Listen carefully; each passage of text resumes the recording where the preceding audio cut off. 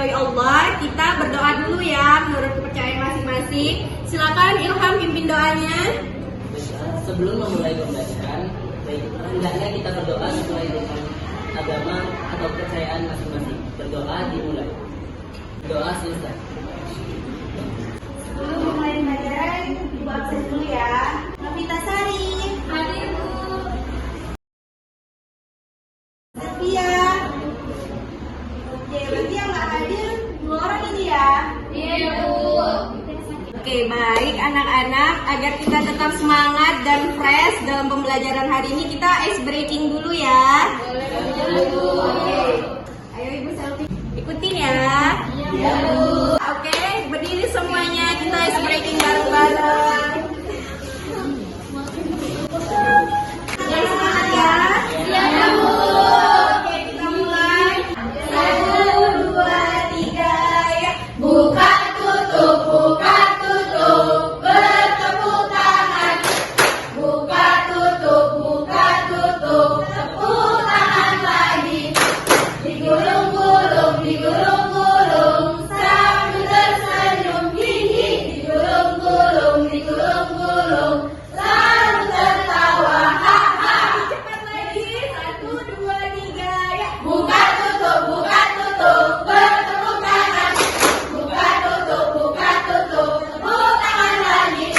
Digulung-gulung, digulung-gulung, sambil tersenyum, hihi. Digulung-gulung, digulung-gulung, sambil tertawa, haha. Oke anak-anak sekalian, pada hari ini kita akan membahas materi teks eksposisi. Nah, Ibu mau tanya dulu, apakah teman-teman ada yang pernah belajar teks eksposisi atau pernah mendengar teks eksposisi? Hanya pernah mendengar. Pernah mendengar, Novita, apa yang pernah didengar? Hanya tidak dengar aja Bu, tapi tidak tahu redaksi, belum tahu pembahasannya itu apa. Cuma hanya pernah dengar. Karena belum tahu, biar tahu, hari ini kita akan belajar materi kita teks eksposisi. Apa sih teks eksposisi itu? Teks eksposisi adalah teks yang berisi gagasan utama atau komunikasi tertulis yang dimuat secara singkat, padat, dan sederhana sehingga mudah dipahami oleh para pembaca. Teks eksposisi ini biasanya berisi informasi, suatu topik, atau suatu masalah. Gagasan yang ada di dalam teks eksposisi ini harus berdasarkan fakta-fakta yang relevan. Jadi di dalam teks eksposisi ini nggak boleh ngarang-ngarang, semuanya harus berdasarkan fakta dan data yang ada. Baik, selanjutnya Ibu akan membahas unsur-unsur teks eksposisi. Unsur-unsur teks eksposisi ada 2. Yang pertama adalah memiliki gagasan. Selanjutnya adalah mengandung fakta. Nah, jadi unsur kedua ini, teks eksposisi itu harus mengandung fakta yang sebenarnya.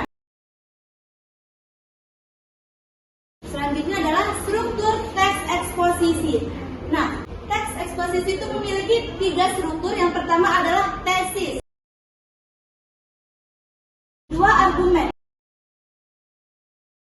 3 penegasan ulang. Penegasan ulang itu penting karena untuk dilakukan untuk menegaskan kembali pendapat yang sebelumnya diuraikan dengan tujuan untuk memastikan bahwa pembaca benar-benar menangkap informasi yang disampaikan. Selanjutnya, ciri-ciri teks eksposisi. Yang pertama, memberikan informasi atau pengetahuan. Lalu yang kedua, menggunakan bahasa yang baku dan juga formal.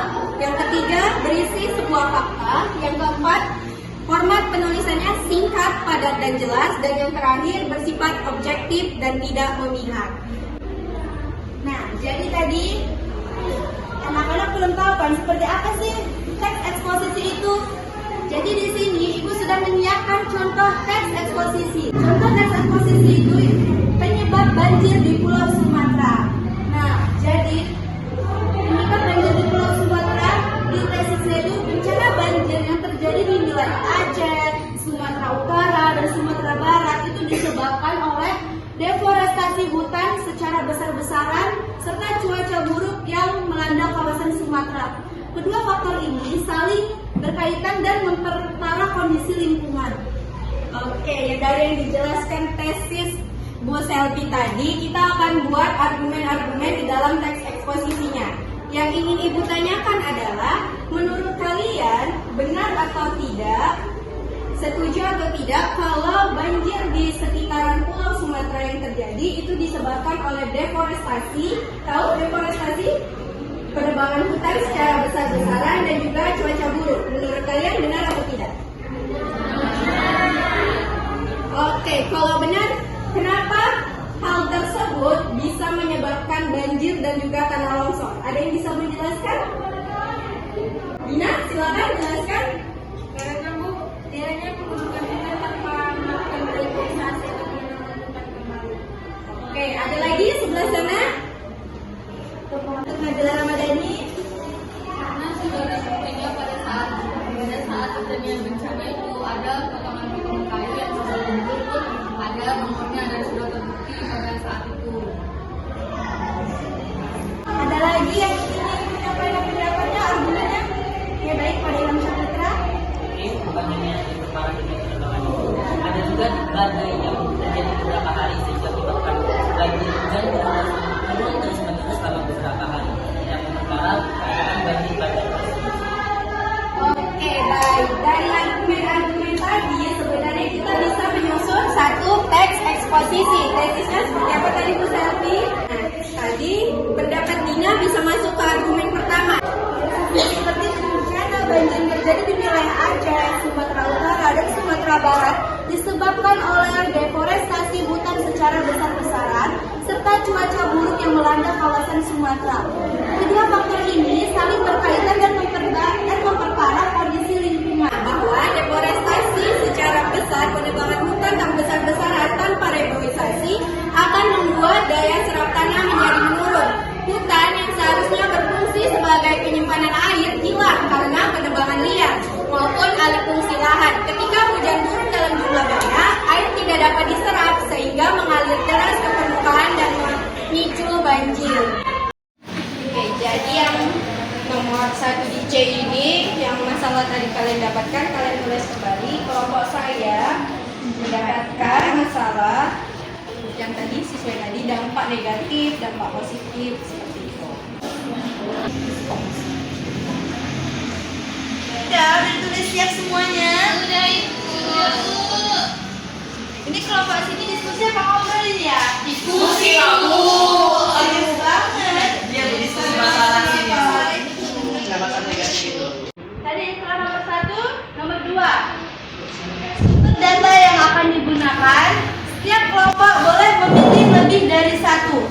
Sumber data yang digunakan itu boleh dari blog atau artikel berita, buku, jurnal penelitian, pendapat ahli, atau observasi survei lapangan.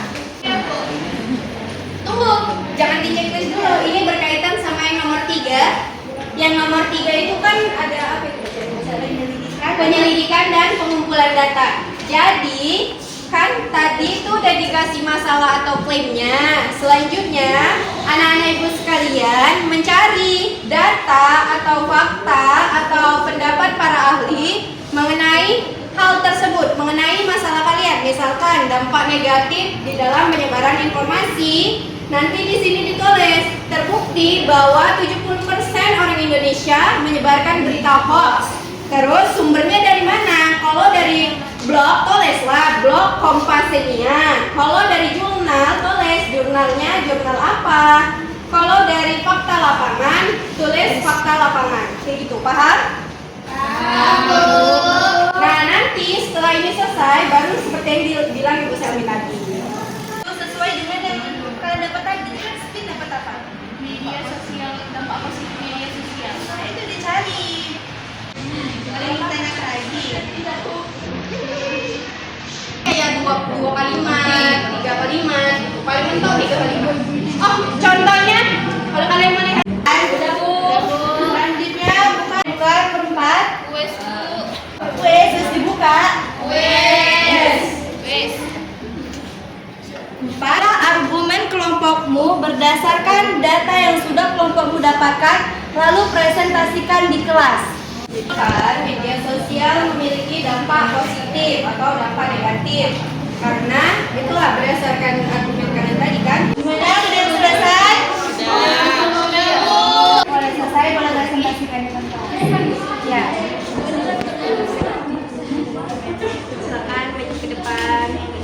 Sudah selesai, kelompok 1 belum mempresentasikan argumennya. Silakan dimulai.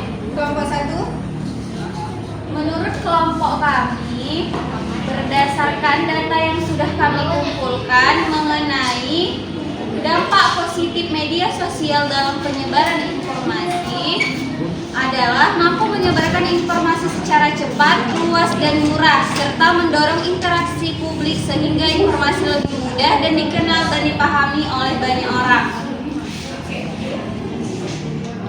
Oke, sekarang gimana kelompok lain? Udah dengar yang dibaca temannya? Ada yang tidak setuju dengan argumen tersebut? Setuju. Tapi kan kita beda. Kami dampak negatif, kalian dampak kami positif, kalian negatif. Gimana mau kita lihatnya? Kita beda di guru. Oh, siapa yang mau maju?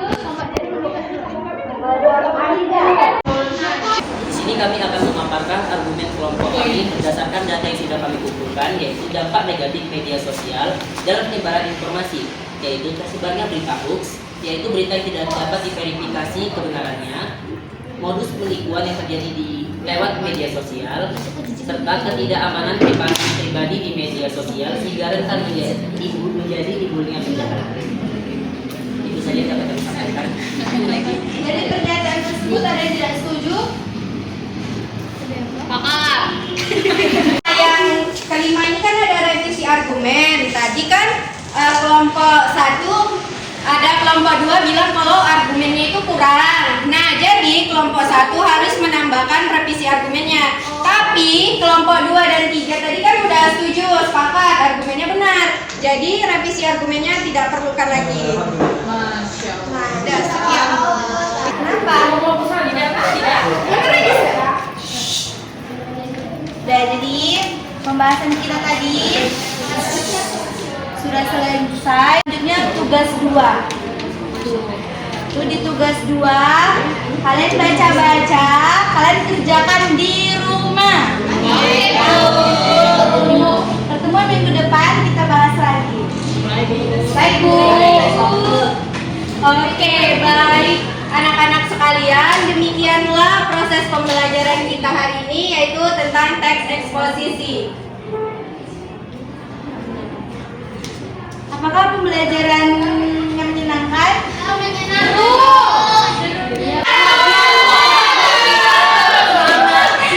Oke, berarti menyenangkan sekali.